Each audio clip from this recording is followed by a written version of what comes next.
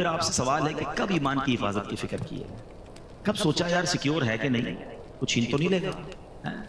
ابھی جس طرح چیزوں کو چیک کرتے ہیں، یار موبائل ہے، پیسے ہیں، گاڑی ہے، بینک بیلنس منگوا رہے ہوتے ہیں لوگ، یا چیک کر لو سب ٹھیک ہے، لیکن کبھی کوئی ایسا ہم نے اپنی بیلنس شیٹ نکالی ایمان کی کہ یار ایمان بھی ٹھیک جا رہا ہے کہ نہیں، کوئی گڑبڑ تو نہیں ہو گئی، کچھ چھین تو نہیں رہا، چلا تو نہیں جائے گا؟ اب ہو سکتا ہے آپ میں سے کسی کے ذہن میں خیال ہے کہ کیا ایمان بھی چھین سکتا ہے؟ یہ تو نئی بات بتا رہے ہیں آپ۔ جی جناب، اللہ کے حبیب علیہ السلام کی میں آپ کو پہلے ایک دعا سناتا ہوں۔ پہلے پیارے آقا کون ہیں؟ جن کے صدقے مجھے اور آپ کو ایمان ملا ہے نا۔ تیرے صدقے میں آقا سارے جہاں کو دین ملا۔ ارے ان کے صدقے دین پھیلا ہے، ہم ایمان والے ان کی وجہ سے ہیں۔ مگر وہ دعا کرتے تھے، یا مقلب القلوب ثبت قلبی علی دینک، اے دلوں کو پھیرنے والے میرے دل کو اپنے دین پر ثابت قدمی عطا فرما۔ اب ذرا سوچئے کہ اللہ کے حبیب یہ دعا کر رہے ہیں کہ یا اللہ دل پھر نہ جائے۔ یہ میری اور آپ کی تعلیم کے لیے کہ میری امت تو یہ دعا کرے نا۔ ہم نے کب دعا کی یا اللہ ایمان سلامت رکھیو، ایمان کی حفاظت رہے؟ خدا را اس کی حفاظت کی فکر کرے۔ یہ شیطان جو ہے نا اتنا مردود ہے کہ اس کا الٹیمیٹ گول یہی ہے کہ وہ ہمارا ایمان سنیچ کر لے، ایمان چھین لے، کیونکہ اس نے جہنم میں جانا ہے اور وہ چاہتا ہے کہ وہ ہمیں بھی ساتھ لے جائے، اور اس کے لیے اس نے بڑے پلان کیے ہوئے۔ پہلے یاد رکھیے، علماء فرماتے ہیں، احادیث کا بھی مضمون ہے کہ جب بندہ گناہ کرتا ہے نا، اس کے دل پر ایک سیاہ نقطہ پڑ جاتا ہے، دوسرا کرتا ہے، پھر تیسرا کرتا ہے، پھر، اور جب کنٹینیو کرتا رہتا ہے تو ایک وقت آتا ہے اس کا دل سیاہ ہو جاتا ہے، اب اس پر ہدایت کی کوئی بات اثر ہی نہیں کرتی ہے۔ اور پھر علماء کہتے ہیں جو گناہوں والی کثرت کے ساتھ زندگی گزارتا ہے، ڈر ہے کہ مرتے وقت اس کا ایمان جو ہے وہ چھین لیا جائے، ہمیشہ یاد رکھیے۔ اچھا، یہ صرف نبی پاک کا انداز نہیں تھا، بڑے بڑے صحابہ کرام، اولیاء کرام۔ مگر ہم میں سے کس نے دعا کی کہ اللہ ایمان سلامت رکھیو، قبر میں ایمان لے کر جاؤں؟ ہم تو کبھی کسی بزرگ سے بھی مل لیں، کوئی ہمیں مل بھی جائے دعا کروانے کے لیے، روزی کے لیے، بچوں کے لیے، کاروبار کے لیے دعا کروا، ایمان کے لیے دعا کیوں نہیں کرتے؟ یاد رکھیے، سب سے قیمتی چیز وہ ایمان ہے۔ گانوں میں، لطیفوں میں، چٹکلوں میں، کامیڈی شو میں اب بڑے ایسے کفریہ کلمات آ گئے۔ میرے ٹاپک نہیں ہے، ورنہ میں اسی پر پورا بیان آج کر دوں، اور یہ بیان بھی ہونے چاہیے، اور یہ بھی ہماری نالج ہونی چاہیے کہ وہ کون سے طریقے ہیں جس سے ایمان سے بندہ خارج ہو جاتا ہے۔ کفریہ کلمات آج مذاق مذاق میں جس کو دیکھو جنت، دوزخ، فرشتوں، رسولوں، انبیاء، معاذ اللہ، مذاق اڑا رہا ہوتا ہے، لطیفے سنا رہا ہوتا ہے، بالکل آسان لیا ہوا ہے لوگوں نے۔ ایسا نہ کیا کرو، ہم مسلمان ہیں اور ہماری باؤنڈری ہے، زبان ہم نے ادب والی رکھنی ہے، ورنہ کہیں ایسا نہ ہو سارا سفر بیکار ہو۔ جس کا ایمان چلا گیا نا، اس کی نمازیں، روزے، حج، صدقے سب ختم، وینش، نل اینڈ وائڈ۔ ایمان تو سمجھ لیں پاسپورٹ ہے، پھر جنت کا ویزا لگے گا نا، پاسپورٹ ہی نہیں ہے تو کیسے جائیں گے؟ تو بہرحال پہلی آیت قرآن کی سمجھا رہی ہے، قد افلح المؤمنون، بے شک ایمان والے کامیاب ہو۔ اب آگے چلتے ہیں، اللہ نے ان کی کیٹیگریز بیان کی ہے۔ الذین هم فی صلاتهم خاشعون، وہ کون ہیں ایمان والے؟ ان کے کام کیا ہیں؟ پہلا وصف اللہ قرآن میں فرماتا ہے، جو اپنی نماز میں خشوع و خضوع والے، فوکس کرتے ہیں، نماز کو پراپر پڑھتے ہیں۔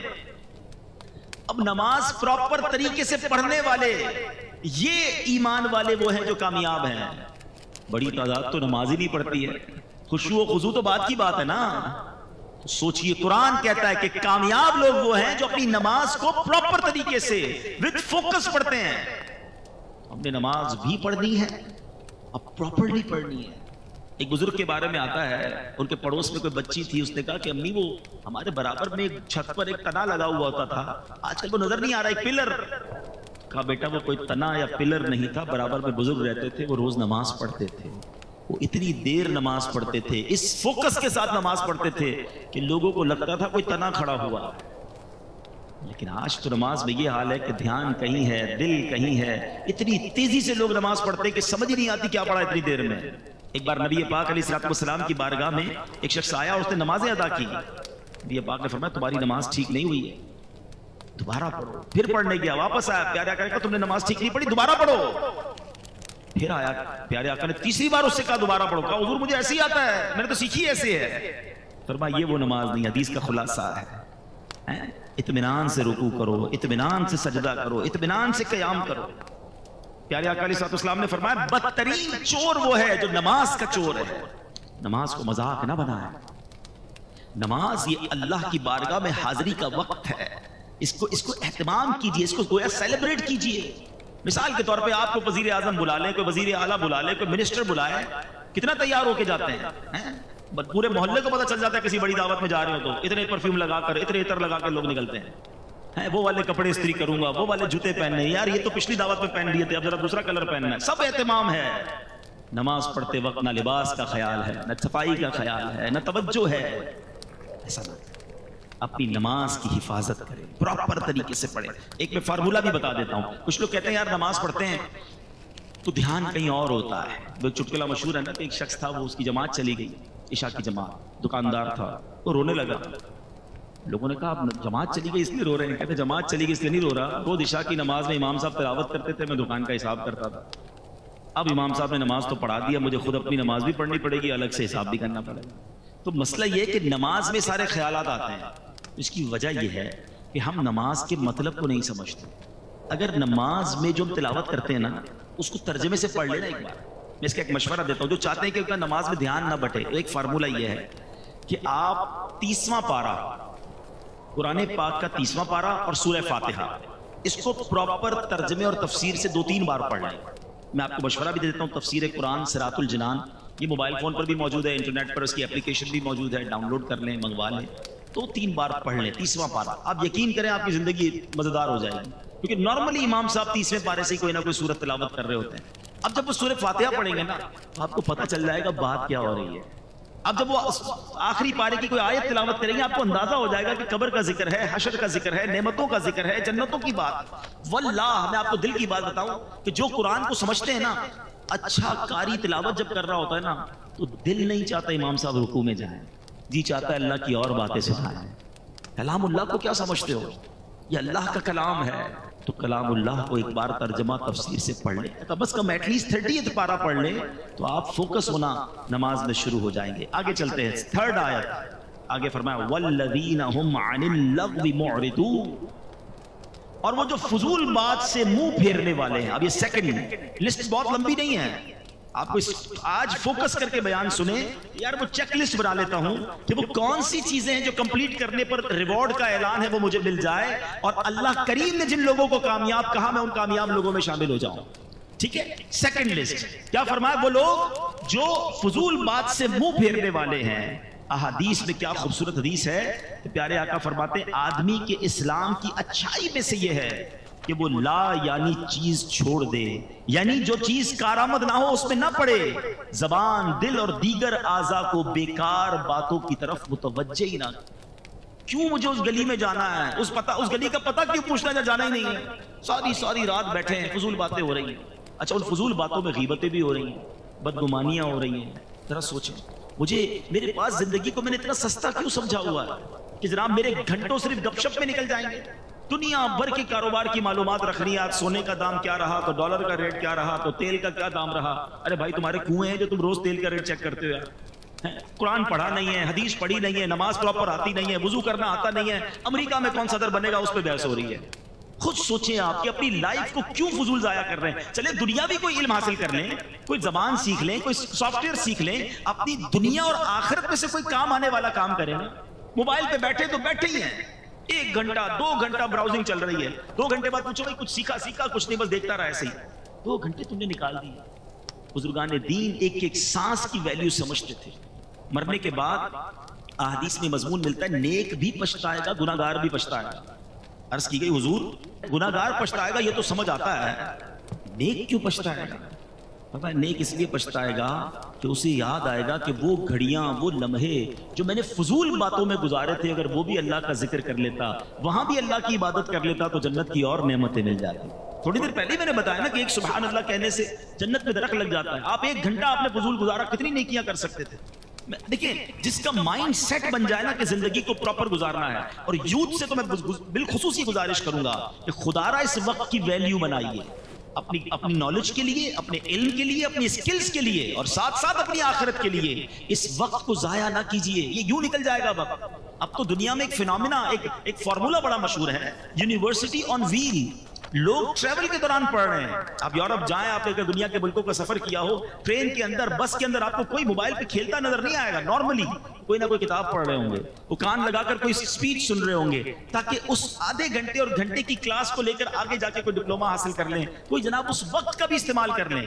اگر اسی طرح دنیا اور آخرت کے نفع کا ذہن بن جائے. میں ایک ایگزامپل دیتا ہوں, چلے تہدی سے نعمت کے لیے عرض کرتا ہوں, الحمدللہ میری کچھ نہ کچھ یہ عادت بھی ہے, تاکہ آپ کو ایک مزید انکریجمنٹ ملے. کہ مثال کے طور پہ آپ کہیں گئے اور کسی نے کہا کہ جناب آپ ذرا 10 منٹ بیٹھے, میں آ رہا ہوں. ٹھیک ہے جائیے. اب ہم اس 10 منٹ میں کیا کرتے ہیں؟ موبائل نکالا اور موبائل پہ بس اتنا کچھ دیکھنا شروع کر. 10 یا 15 منٹ بعد بھی آئے گا, میرے کو ٹینشن نہیں ہے. لیکن اگر ذہن بنا ہوا ہونا, یار میرے موبائل میں اگر قرآن پاک ہوگا تو 7 سے 8 منٹ میں سورہ یاسین کی تلاوت ہو جاتی ہے. یہ بندہ 10 منٹ بعد آئے گا, میرے نامہ اعمال میں 10 قرآن پاک پڑھنے کا ثواب لکھ دیا جائے گا. کیونکہ حدیث پاک میں آتا ہے جو ایک بار سورہ یاسین کی تلاوت کرے اسے 10 قرآن پاک کا ثواب ملتا ہے. کیوں 10 منٹ ضائع کروں بھائی؟ تو اپنی زندگی کے لمحات کو یوز کیجئے. اللہ کرے ذہن بن جائے کہ 2 رکعت نفل پڑھ لوں تو مجھے اور اللہ کے قریب ہو جاؤں گا, کچھ مزید درود پاک پڑھ لوں, کچھ کلمہ طیبہ کا ورد کر لوں. تو یہ قرآن پاک کی آیت یاد رکھیں کہ وہ لوگ جو فضول باتوں کی طرف توجہ نہیں کرتے, فضول کاموں سے التفات نہیں کرتے. اور آپ دنیا کے کامیاب ترین لوگوں کی اگر لسٹیں اٹھا لیں, چاہے وہ سائنس میں کامیاب ہوئے ہوں, کاروبار میں کامیاب ہوئے ہوں, اسپورٹس میں کامیاب ہوئے ہوں, یا علم دین اور فتوے کی دنیا میں کامیاب ہوئے ہوں, اگر وہ کامیاب ہوئے نا تو آپ ہسٹری اٹھا کے دیکھیں انہوں نے وقت کو ضائع نہیں کیا ہو. انہوں نے اپنے, ہم سوتے رہے وہ کام کرتے رہے, وہ اس وقت بھی پریکٹس کرتے رہے اور کسی نہ کسی فیلڈ میں کامیاب ہو گئے. ورلڈ ریکارڈ ہولڈر بن جاتے لوگ, دنیا میں ایجاد کرتے ہیں کسی چیز کو. اسی طرح بڑے بڑے مفتیان کرام, مفسرین کرام, دین کا بڑا کام کرنے والے, وہ اپنی نیند سے سیکریفائس کرتے ہیں, اپنی صحت سے سیکریفائس کرتے ہیں, اپنے وقت کو ماڈیفائی کرتے ہیں, اور اسی لائف کے اندر وہ 400 سال نہیں جیے, ان کے پاس 48 گھنٹے نہیں ہیں, ہماری طرح 24 گھنٹے ان کے پاس بھی ہیں. وہی 60-70 سالہ زندگی نارمل لائف انہوں نے گزاری, مگر وہ کام کر دیا کہ سینکڑوں سال تک ان کا نام باقی رہتا ہے. وہ شاعر کہتے ہیں نا, مسافر شب کو اٹھتے ہیں جو جانا دور ہوتا ہے. جس کو بڑا کام کرنا ہے نا وہ فضول کام نہیں کرتا, جس کو کرنا ہی کچھ نہیں ہے. کچھ لوگ ہیں ایسے, کیا کر رہے, کچھ نہیں کر رہا ہوں, ٹھیک ہے پھر یہی کرتے رہو. اگر کچھ کرنا ہے تو پھر اپنے ٹائم کو مینج کیجئے. قرآن کہہ رہا ہے کہ کامیاب وہ ہیں جو فضول باتوں کی طرف توجہ نہیں کرتے.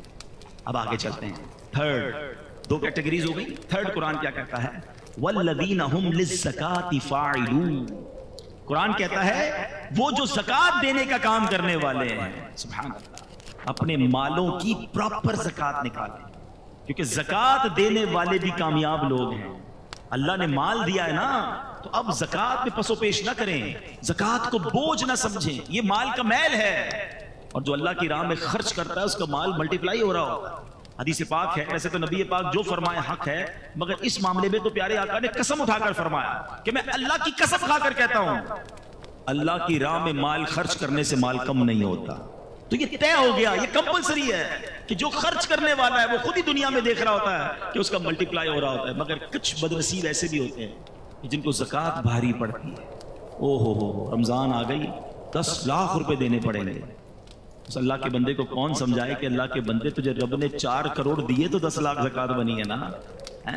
تجھے تو سجدہ شکر کرنا چاہیے تھا کہ میرے مولا تو نے یہ دل دکھائے کہ میں زکوٰۃ دینے والا ہوں, تو نے مجھے زکوٰۃ لینے والا نہیں بنایا. میں آپ سب سے پوچھتا ہوں, کیا آپ نے غریبوں میں پڑھے لکھے نہیں دیکھے, سمجھدار نہیں دیکھے, نمازی نہیں دیکھے؟ ارے ہم سے بہت زیادہ اچھے ہیں, مگر ان کے پاس پیسے نہیں ہیں, وہ مانگ رہے ہوتے ہیں, بیچارے قرضے میں ہوتے ہیں. ان کو دیکھ کر تو آنکھوں میں آنسو آنے چاہیے کہ یا اللہ میں نے ایسا کیا کیا کہ تو نے مجھے دینے والا بنایا, مانگنے والا نہیں بنایا. اور جب زکوٰۃ کی باری آئے تو خوش دلی کے ساتھ, اوپن ہارٹڈلی انجوائے کرتے ہوئے کہ یا اللہ تو نے ایسا کرم کیا مجھ پر کہ میں تیری راہ میں خرچ کرنے والا بنا. بوجھ سمجھ کر خرچ کبھی نہ کرنا, ورنہ کہیں ایسا نہ ہو یہ صدقے, یہ خیرات, یہ زکوٰۃ بھی ضائع کر دی جائے. اچھا پھر زکوٰۃ اور صدقہ دیں مگر کسی کا دل نہ دکھائیں, احسان نہ جتائیں. قرآن ہی کہتا ہے یا ایھا الذین آمنوا لا تبطلوا صدقاتکم بالمن والأذی. اے ایمان والو اپنے صدقے ضائع نہ کرو. صدقے کیسے ضائع ہو جاتے ہیں؟ پیسے دیے, اکاؤنٹ میں گئے, سلپ بھی آئی, اب کیسے ضائع ہو گیا؟ فرمایا احسان جتا کر اور تکلیف پہنچا کر. کچھ بدنصیب ایسے ہوتے ہیں, چندہ دیتے ہیں, مدد کرتے ہیں, قرضہ دیتے ہیں, ہیلپ کرتے ہیں, پھر اسے یاد بھی دلا رہے ہو, یاد ہے نا قرضہ دیا تھا تیرے کو, भूल तो नहीं गया नौकरी मैंने लगाई थी, मेरे पास आया था फटे चप्पल पहनकर, आज किधर पहुंच गया है, याद है ना स्टार्ट मैंने करवाया था। तौबा तौबा तौबा, इसलिए दिया था कि एहसान जताना है। सारे सदके बातिल डिलीटेड कुरान कह रहा है, और इससे तो उल्टा गुनाह भी हो रहा है, उसकी दिल आजारी भी हो रही है। कभी किसी को ये ना कहना, अगर किसी को दिया है ना तो इसलिए